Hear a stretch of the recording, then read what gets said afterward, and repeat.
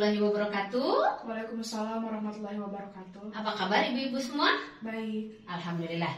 Sebelumnya saya ingin memperkenalkan diri dulu. Nama saya Dr. Sri Widawati dari Puskesmas Kadugede. Yang mana pada kesempatan pagi hari ini saya ingin menyampaikan tentang deteksi dini diabetes. Apakah ibu-ibu ada yang tahu tentang penyakit diabetes? Tidak. Baik, penyakit diabetes adalah suatu penyakit yang ditandai oleh kadar gula darah yang tinggi dan itu berbahaya. Oleh sebab itu kita harus melakukan deteksi yang lebih dini. Bagaimana kita tahu kadar gula darah? Kita harus diperiksa dengan menggunakan alat glukometer. Apakah ibu-ibu tahu melihat glukometer? Oh belum. Baik, alat glukometer ini ya, ini ada alat glukometer namanya. Di sini ada stik gulanya untuk nanti lihat kadar gula berapa. Kemudian ini ada lancet ya, untuk jarum untuk menusuknya. Kemudian ada kapas alkohol ya. Itu alat-alat yang harus kita siapkan untuk memeriksa kadar gula darah seseorang. Nah, bagaimana caranya? Yang pertama, alat harus siap ya. Ibu-ibu tadi siap ya, ada glukometer itu harus siap.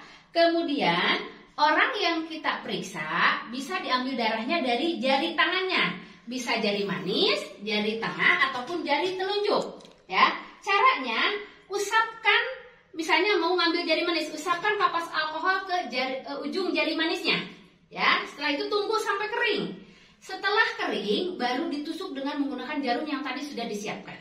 Ya, setelah itu darah yang pertama keluar diusap pakai kapas kering. Kemudian darah yang selanjutnya baru diteteskan ke stik gula yang sudah terpasang. Nah, tunggu beberapa saat. Nanti akan terlihat hasil, keluar angka di layar dari glukometer. Nah, ini misalnya contohnya. Keluar angka berapa ibu-ibu? 135. Nah, ini menunjukkan kadar gula darah yang ada di badan orang tersebut. Nah, setelah itu paham ibu-ibu? Jelas sampai ada hasil? Paham. Nah, setelah itu apa yang harus dilakukan ibu-ibu semua? Nah, nanti ibu-ibu melihat ke tabel ini. Ya, di tabel ini angka-angka yang tadi dilihat apakah masuk ke yang hijau normal, kuning prediabetes atau merah diabetes. Paham sampai sini? Paham. Jelas? Nah, apa yang harus dilakukan ketika ibu-ibu mendapatkan data seperti ini?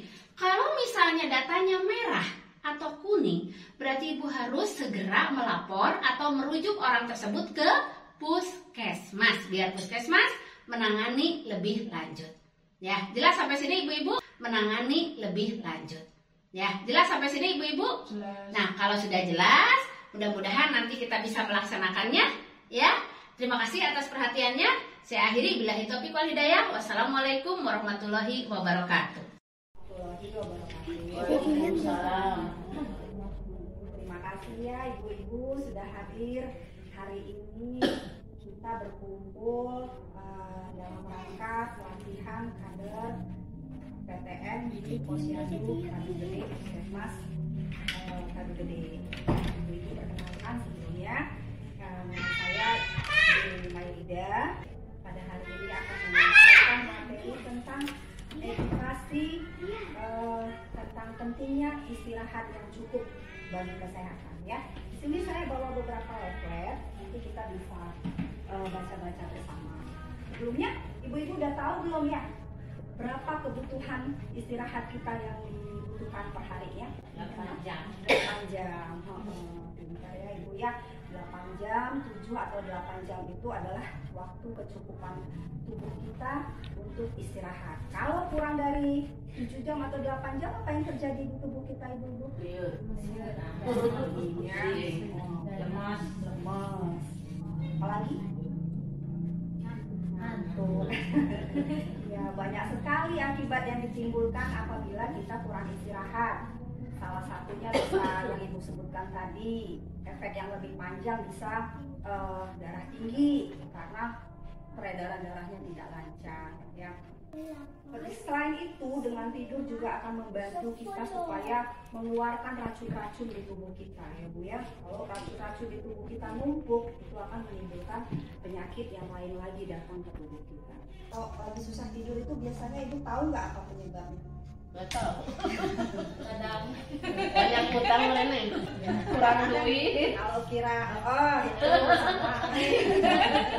Tapi kalau yang bisa kita cegah ya, diantaranya itu kurangi kopi, ya, kurangi teh karena itu mengandung kafein yang bikin kita sulit tidur. Lebih mudah kita lakukan selain teknik nafas yang relaksasi tadi, ya seperti biasa mungkin kan dalam agama kita sholat, zikir gitu ya, terus usahakan untuk selalu melakukan aktivitas setiap hari biar badan agak lelah gitu ya Bu ya.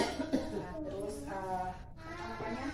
tenangkan pikiran apa yang kita sampaikan hari ini.